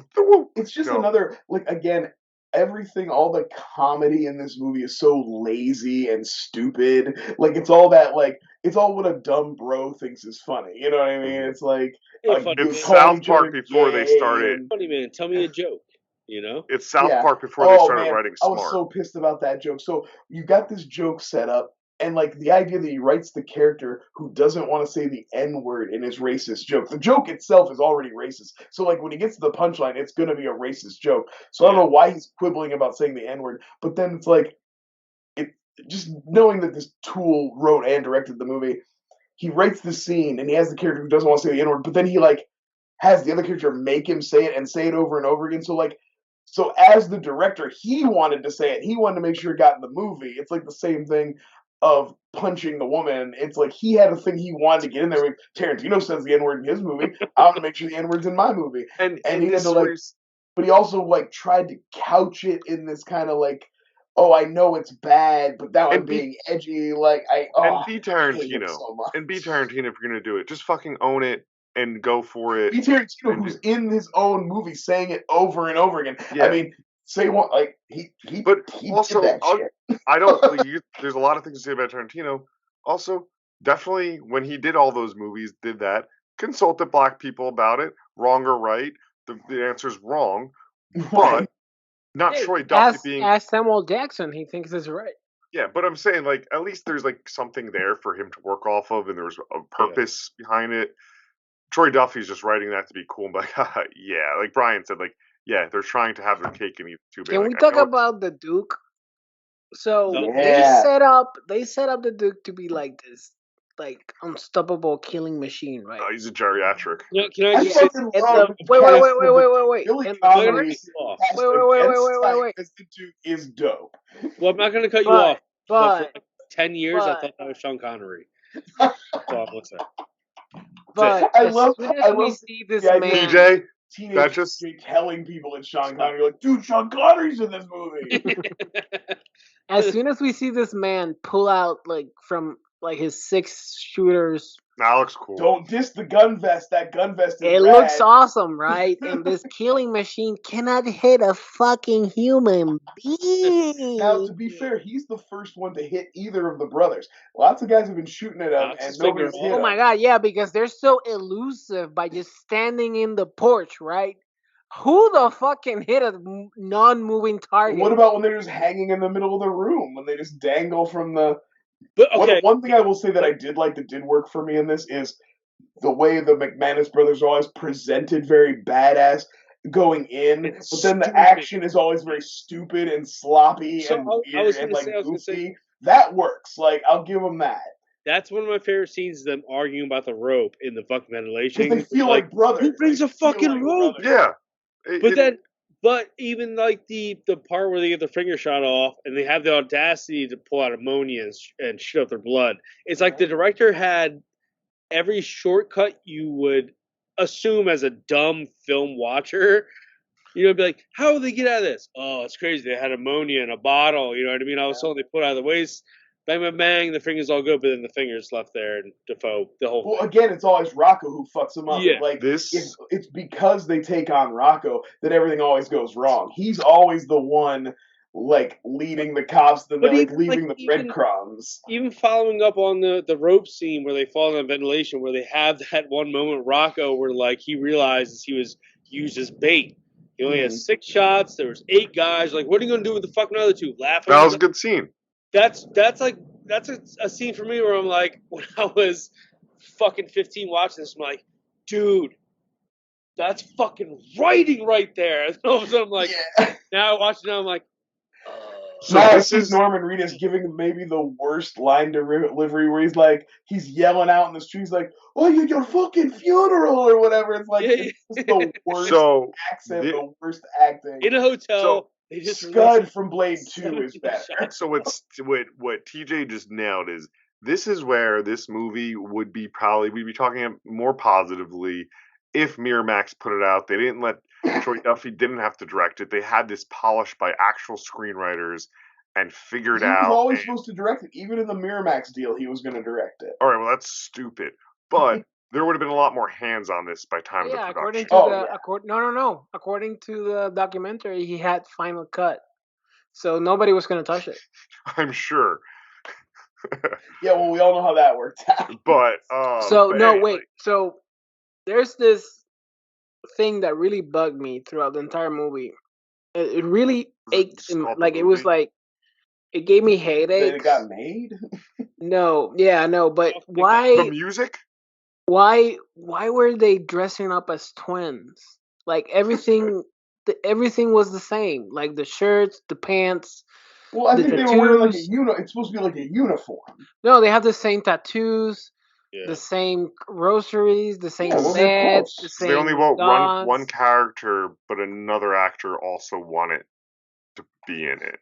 So it's like I was like watching this, like why are they twins dressed like their mom forced them to buy the same clothes? And their mom taught them all the languages. All the languages. Even though they worked at a slaughterhouse. Yeah, they're speaking Black Irish and Shanty Irish. There's two different things. One's poor, one's fucking rich. But it's like, I thought they were twins. No. I mean, they're definitely brothers. I don't know. Maybe they are. I think they're just brothers. They don't look alike. TJ, do you have eyes? I mean, in the sense of fraternal twins exist. So no, they don't. That's fake. My mom's a fraternal twin. No, that's fake. She's not actually. According to Flyover. It's word. But no word. I don't have words. I'm mumbling over this. How about the lazy ass writing? Like the music. That's what I want to get on. Fuck the writing. The music. It's so bad. No, it's a revolutionary band, bro. It's not. I don't even think the Brood did the music, did they? Like, I think that was part of it. Did they do the actual music? I think they did. All those techno-y songs. Not all some of the music cues, like when they're doing like lead-ins, the action and stuff, work okay. All the techno, horrible. But like, it's all very try-hard. It's all very like, really trying to be very cool. Really, like everyone is like seen as like, we're gonna do the scene from Reservoir Dogs with everybody walking in slow motion only with our own music. Like, that's how it feels. Back and like talk about how in their Tarantino sense, Willem Dafoe is the guy who kind of directs all the action scenes in reverse, to where like a lot of the music is based off of him, and then you get his iconic line. You guys do that now because I'm ready. There was a firefight. That one? It was the best. So that was good. But I mean, it's like one of those things. Like, is the music based off like Willem Dafoe's character and like him leading everything up to it, or is it just thrown in there for fucking? I don't know, because they keep like if you look at that documentary, they keep like fucking masturbating to themselves, like that we're making the soundtrack and also making the movie. So I don't know if no one's ever done this before. Yeah, and I don't think that obviously he had that character written off, but I really doubt that fucking inbred motherfucker knew what Willem Dafoe was gonna do with those words. So I doubt that was gonna be based off Willem Dafoe's character. It's so silly. This is before Spider-Man? Yes. Dafoe probably wasn't. Probably right before Spider-Man. Spider-Man was probably like the next thing he did. Nah, he probably filmed this in like 98 by the time they actually that's true. No, they went into production in 2000. Oh, was it production in 2000? So Brian, you're probably right. You might have even had Spider-Man. Yeah. So they got away with a fucking gem at that point. Has anyone seen the second one? I don't mean to. I did, but I don't remember it all. I saw it around the time it came out, and it was like laughably bad. I was just like, they okay, did the whole thing. Like, Dexter was huge, so they made Shirley Benson like the new Willem Dafoe. Yeah, that's all I remember is she was in it, and like I remember her being like she's good in Dexter, but like she's she needs to be in the right material. Oh wait. So there's a scene that they're like putting fire to the irons, like the ironing board. Yeah, they're gonna do the cauterizing thing. Yeah, my mom, when she was when she was 13 years old, an iron fell in her lap. And for my entire life, I've seen literally an iron mark in her lap, like in her thigh. You can see the triangle, the Ooh, that dots hurts when you talk where about the it. steam came off. Like I you think see, it's like like is the Home Alone when it hits Marv. yeah, is the perfect shape. It's on her thigh. So I was like, maybe my mom was like from the Boondock Saints, and she had like a She said that's covering up a gunshot wound. she got to cover up a gunshot wound. Yeah. I do think a lot of my dislike of this does stem from, like, I don't know why. Speaking of film bro stuff, keeping the topic, I've mentioned it before on this. I don't like The Walking Dead, never have. The big part of that's fucking Norman Reedus. I don't like I you. thought Norman Reedus is very bad in this But movie. you like Blade 2, right? You like Blade 2. Yeah, but I he's like not Blade 2. why. Like, I forget he's Blade in 2 Blade was 2 before this. until we talk about Blade 2. You like Pandorum? Never seen it. I don't remember it. So good. Guys, He's there's an episode. he's a very one note actor. Like Our- most of his like dramatic stuff is this. Our Yeah, most, just like hard staring. it kind of I, bothered me to Google him and find out he's Like married that's him to being Diane like Kruger. conveying emotion. He's like It upset me. It upset me that Diane Kruger married that man. Can we talk about the documentary now? She, well, do we want to rate the TJ, movie she's first? the No, just like actress I'm not gonna rate the documentary. We can just Inglourious like Basterds. Oh, okay. we're not gonna rate the documentary, so let's just like I never briefly saw it. touch on I didn't watch points. it, so leave me out. Okay, So- well, let me intro the documentary by Yeah, saying we can talk about it real quick. There's not much to there other than he's a piece of shit. Oh boy. I want to preface it by saying I remember like watching the DVD commentary on Boondock Saints and hearing Troy Duffy talk about how they got pulled from they didn't get a theatrical release because of Columbine, because it was all like black coats, guys with black coats shooting up their school, and they thought and I bought in. I didn't know any better. I was like, well, the director said it on the commentary, it must be true. And then this movie, I didn't see this right. I didn't see Overnight right when it came out. When I think it was like 2003. But like eventually I had heard about it and found my way to it. And boy, like what an enlightening kind of look at what really happened, right? Oh, There's you said two yes. about him made. There's another one? And from 2011s, they made basically a follow-up. I'm not aware. I didn't watch it. It was in the research. It's called like Boulevard of like Success or some shit. Seth? Is it a redemptive one though? I don't want to watch a redemptive Buddy, I Seth? don't know. It was in the Wikipedia. Yusef? Duffy. Yes, one. What is it, Yusuf. Yusef? So, you're mentioning that in the commentary, right? If I heard you correctly, That's right. That's right. he is saying one thing, and if I heard you correctly, the documentary is saying another thing, right? So if I'm perceiving you correctly, was he involved in this documentary? Meaning, did he have editing rights? Or was it the two dudes that got fucked over in the documentary? Two dudes Well, got fucked. Yeah, it was the two dudes who got fucked over. It was like the So guy. them they own that footage and they just The put Tony it out. And be one's like, literally this called dude is Tony an asshole. Montana. Yeah, as far as I can tell, they own that footage, and they were So- there, and they were like, well, it started out as it was all about The the band. band. It was like not only about the band, but like they were coming out to Hollywood. He's selling the script. They're gonna do the album, and like so they're gonna make a video about that, like a documentary about that, and So- then it just became this, you know. So looking him up, right? We could get him on this fucking YouTube channel. He'll go anywhere to talk about how that documentary painted him wrong and tell the real story of the Boondock Saints. Oh yeah, I bet. I Like bet he there's will. several podcasts that had the title "Troy Duffy Tells the Real Story of The real story. Yeah. We saw the dude. You're on wax. Like, don't sit here and tell me, my man. Like, But it was the scenes that got me, and we were messaging and tweeting the same time watching it today, yeah. thinking of like he sat down and tried talking like his characters of like no one's getting out alive, your ass is on the like. It's like this is a real like to you guys. This is real life. So like, many times, like just telling his band, like, no, I'm handling everything. You got no input. You're only here because of me and my script. I'm the only reason, like. you don't Dude, deserve to get the- paid until The we worst actually scene, get something. the worst scene in that entire fucking documentary was when the managers was like, hey man, I've been like, can I get some money out of this shit? And they were like, do you think you deserve it? You don't deserve shit. Yeah. They were like, my dude, I was like, I've been with you for like 10 years. Yeah. I think I deserve some money. But like, there's two scenes in that movie that I fucking love. And it's the first time Is the one Swayze passed? I love when they're like Swayze passed. oh, when he calls Cannon Branagh COUNT, Yeah. I legit laughed. But the when we were first introduced to the brother, where he's like jerking off to his greatness with his mom. He's Oh, like, his "Oh, little brother, the little brother. yeah, and he's like, no, the one in the band, he's like this. Oh yeah. Oh, Listening to him talk, my and he's favorite like, thing about the whole documentary is how much the other band members hate him, but how they know they need him.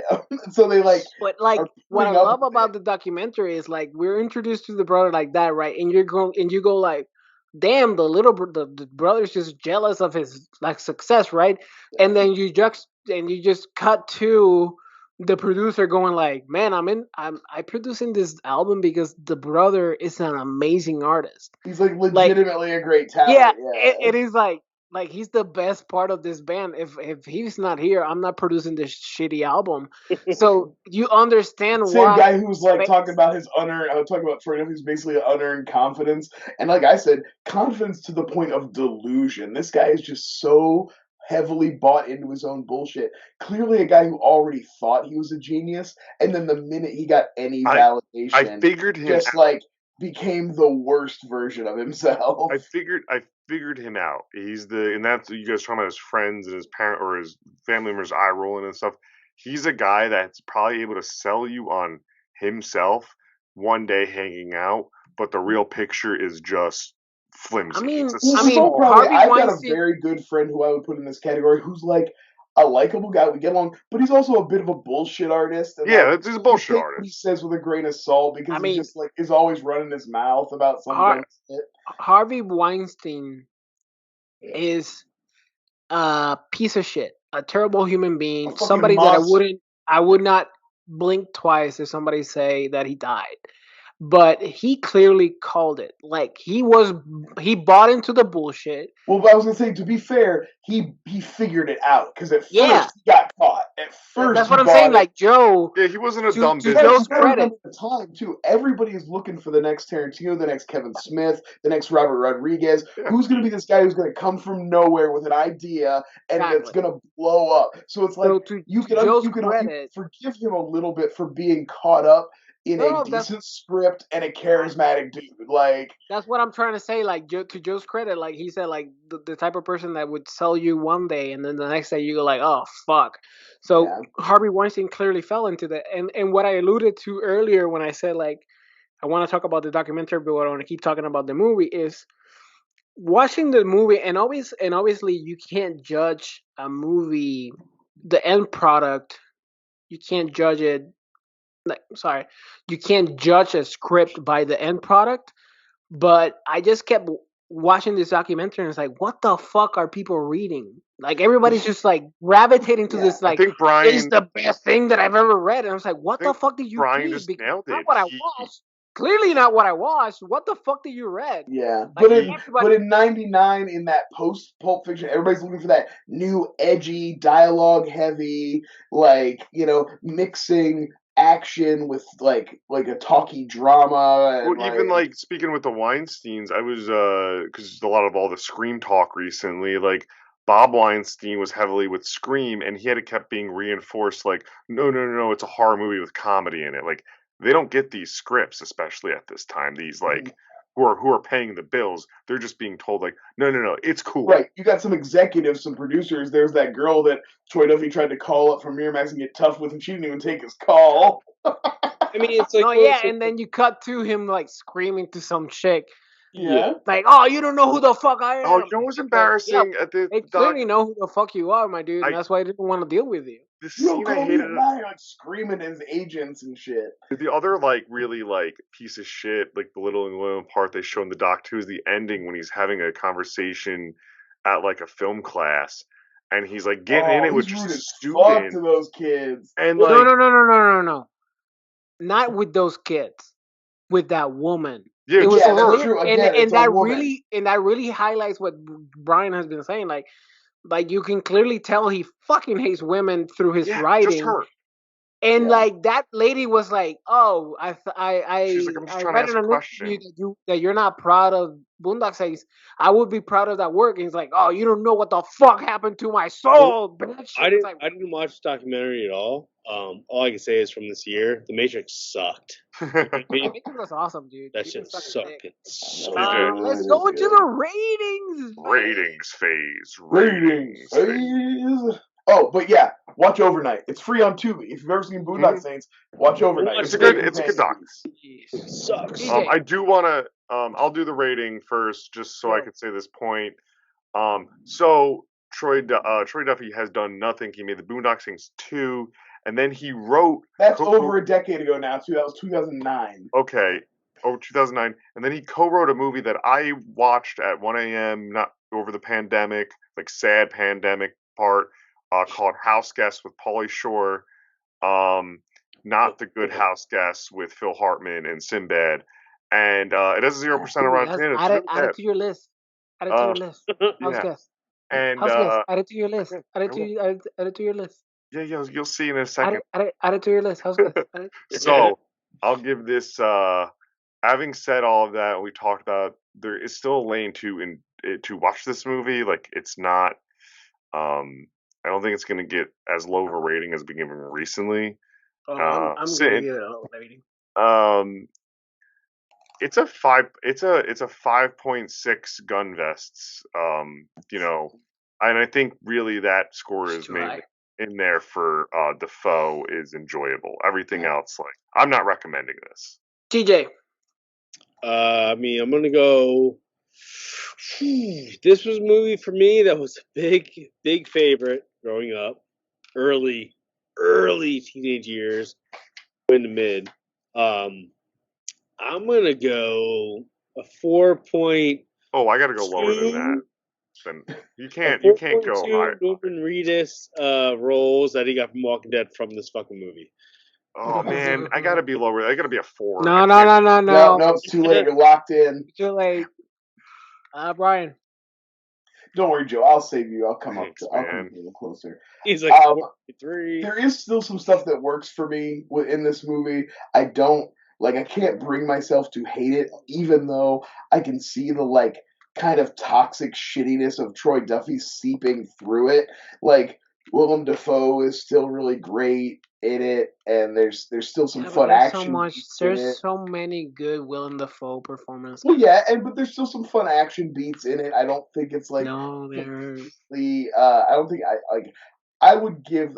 I could get this up to like a 5 also.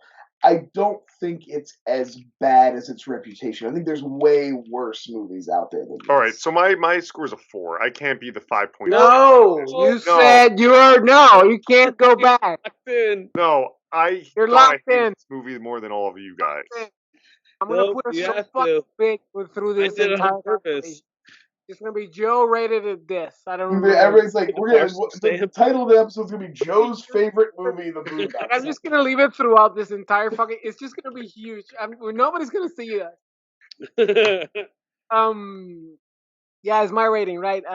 Yeah, this is not a good movie, honestly, and it's not even because of the toxic masculinity shit. It's not even because of the bad. No, it's not. Fighting. It's not even because of the bad accent. It's not even because of the bad acting. It's not even because of Norman Reed. It's not even because of pedophiles. Oh, I was trying to say the homemade mask thing made me laugh. That's a funny joke. That's fine. We showed up with that homemade mask. That was funny. Like the worst sin a movie can commit in my eyes, to me, is be boring. And I was honestly bored by this movie. I was bored. I saw it for the first time as a kid, as younger, I was bored by it. I'm very bored. I was very bored. It was very one note. It was very repetitive. Like every single crime scene was just Willem Dafoe retelling it. Like I didn't like that. Everybody they repeat that same kind of note. Every single dialogue. All right, man, we get it. With people yelling at each other. It's just a shitty fucking movie. So I'm just giving it a 2 out of 10. Good Matrix sequel 4. It was very all right. good. So The 4 bullet vests. Guys, I gotta share my screen. I pick next. And this is, by the way, the Joe score is still on screen. yeah, I'm sure. And then Brian's frozen. Brian, are you still with us? Brian, you're good. All right. I guess I'm back. Is that a new one? And so I as I'm gearing up to share my screen. Oh shit! Nope, never mind. I can't share my screen. I never set up the sharing features. So I have a wheel right here. So you're just gonna have to trust me. You have to trust your wheel. I will name all the movies. So I turn 30 next month, February 16th. So I won't be able to record. But the cat is in the room. I'm basing this off of that. So I've put 30 movies on a wheel. 30 movies? That's a lot of movies. Well, that is a lot of movies. 15 of those movies are films we've discussed. I will name all of them. And the other 15 are just 13 going on 30. Oh, 50% chance to watch 13 going on 30. Got a 50-50 chance. And I'm going to record the wheel so I could send it to you, Sif. And I love that movie. Razzles is my favorite candy. And the movies, by the way, that you do have the chance to hit on are Jack, Vampire's Kiss, Tyler Perry's Temptation, Confession of a Marriage Counselor, Face Off, Coneheads. Huh? That's a good one. Ladybugs, My Cousin Vinny, Norbit, Little Nicky, Over the Top, Saving Silverman, Soul Man, The Mighty Ducks D2. Let's go. Ferngully. There's more bad than good on here. I'm not gonna lie. And Short Circuit. Oh boy! But remember, you have a 50% chance to watch 13. I feel like I almost picked Short Circuit on one of my picks too. So I have the wheel here. I'm recording it. Yusuf will get this recording, and we are spinning. And we are watching 13 going on 30. Yeah, I knew it. But we almost watched Ladybugs. I'm just gonna watch Big. Can I watch Big instead? No. No. You know why? Because I already have the thumbnail of me as Jennifer Gardner queued up. So this must happen. Where can the people find you, TJ? You guys are on Flyover Film YouTube right now. You guys find me at TJ Dex on Twitter. Other than that, fuck you. Yo. You can find me on this channel doing Flyover State of Fear. We have consistent episodes coming out. We just covered Urban Legends and Child's Play, and My Bloody Valentine will be coming out. Child's Play's out now. You can watch Child's Play's out right now. And yeah, just go follow fight that. With a 12-year-old now. Go follow the Twitter account on that. I post daily. And you can follow me, Chindango1, trolling around and just general talk. Ryan. Hell yeah, I'm on Twitter too, fighting with little kids, fighting with dudes who tweet at me, who respond to a 4-year-old tweet trying to, I think little buff boys. Something must have got linked to some article because Peter Dinklage is in the news. Because all of a sudden I'm getting heat on a 4-year-old tweet thread that I was a part of. So really? Yeah, I don't know. I've had 2 responses to a 4-year-old tweet today. It's fucked up. What are you even doing? Go get a life, you dweebs. Anyway, at Hercules. Boom, find me. Fun fact, my grandfather died 2 months ago, and this is his hat. He used to cut grass with it. Hey, that is fun. That's a nice hat. Bye! Bye! Jesus, you said.